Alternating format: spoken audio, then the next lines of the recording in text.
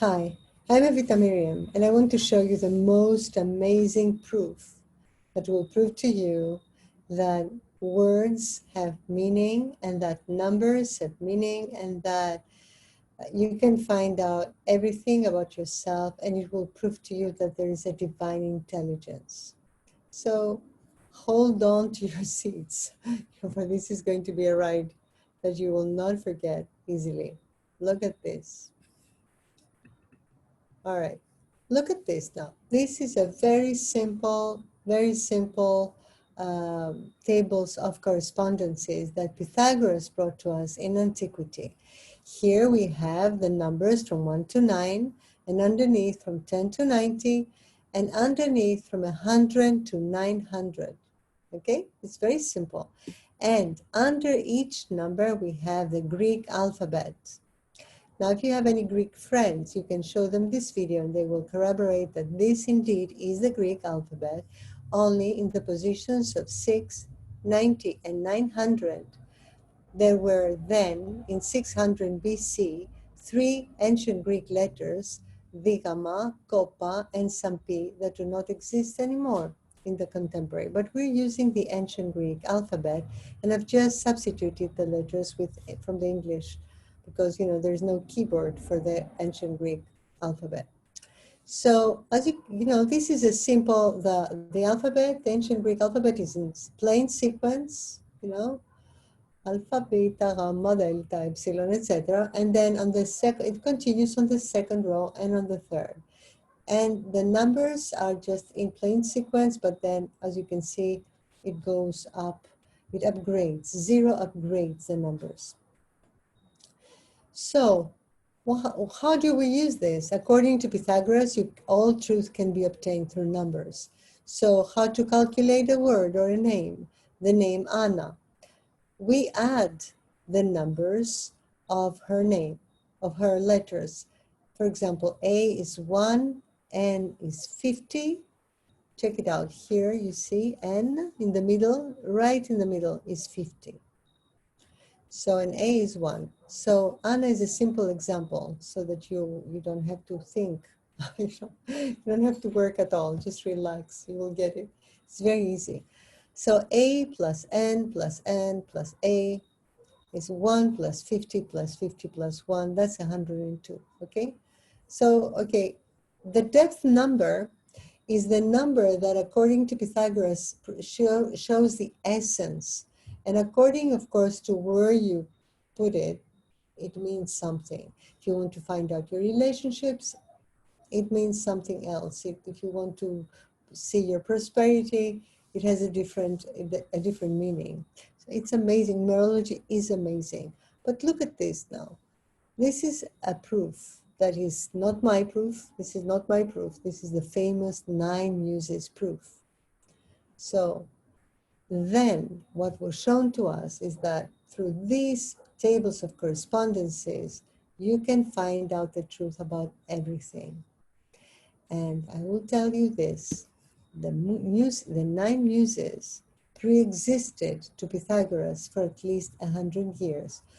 I believe Herodotus was the first one to write about them in 800 BC. Pythagoras was born in the 6th century before Christ.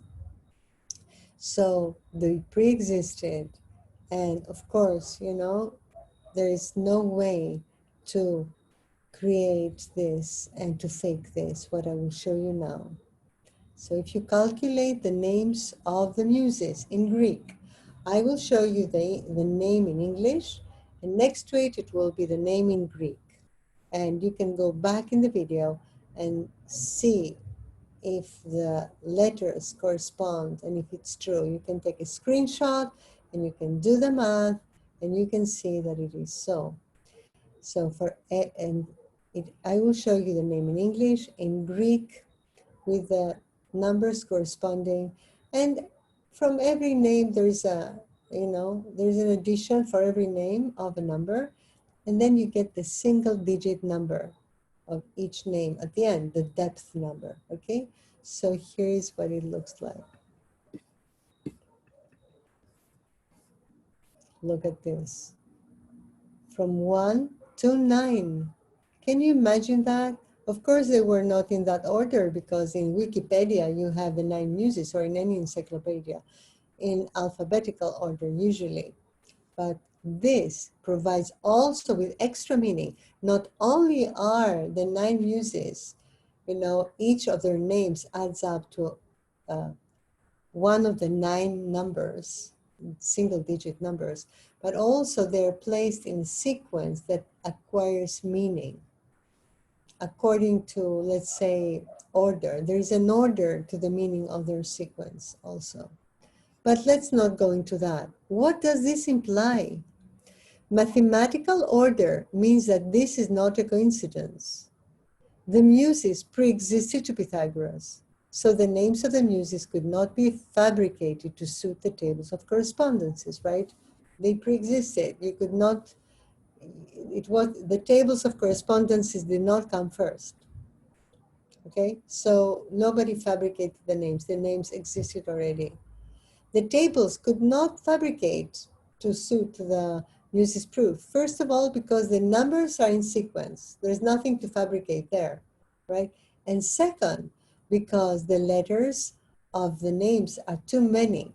I mean, if you want to fabricate something based on this, you would choose a name, perhaps like Anna, and then another name with 3 letters that are also very simple. And perhaps you will find some sequence in these two.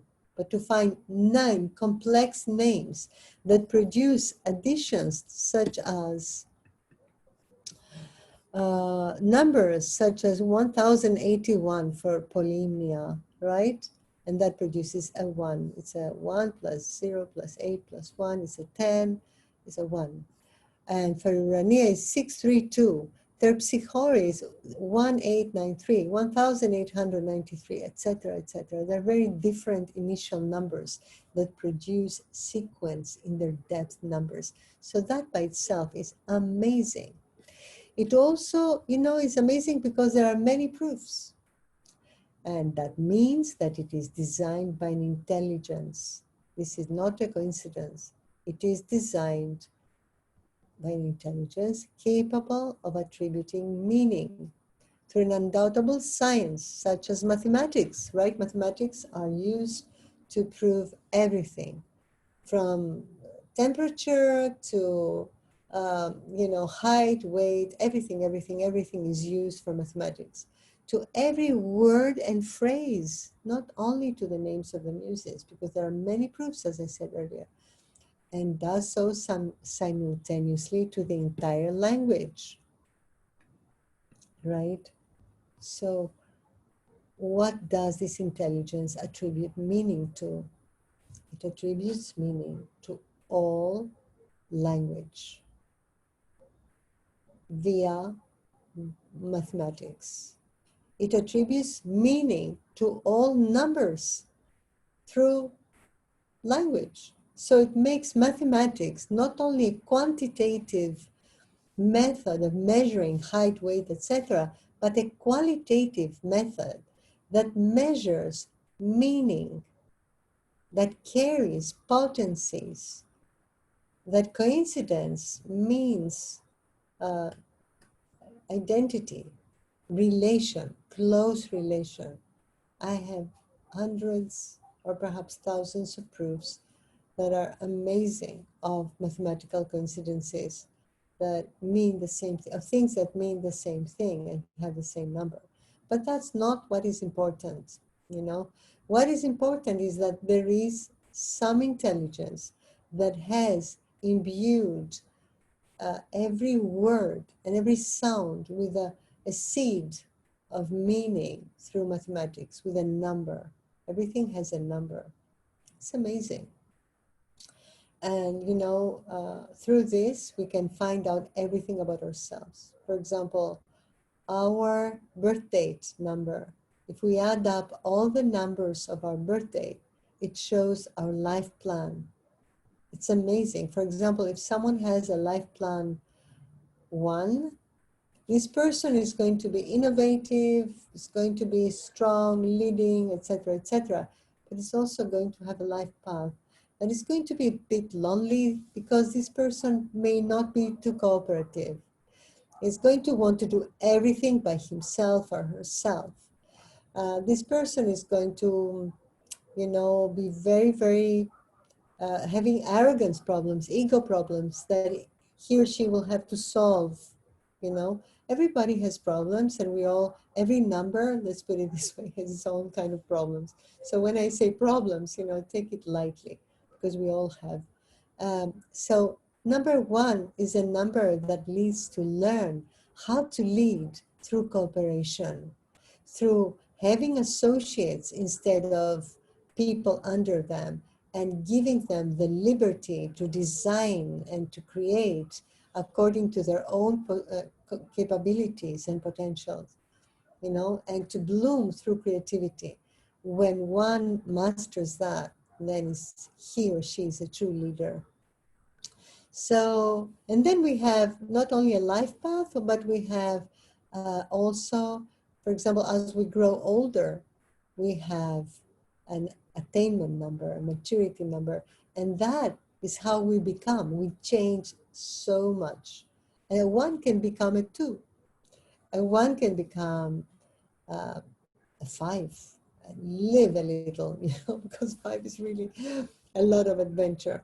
And of course, we have a destiny number that comes from our name, because according to Pythagoras, our name is the one that determines the our our destiny, what's going to happen, what is going to, what we are born to create, our mission. And of course, there are other methods to find out about our mission.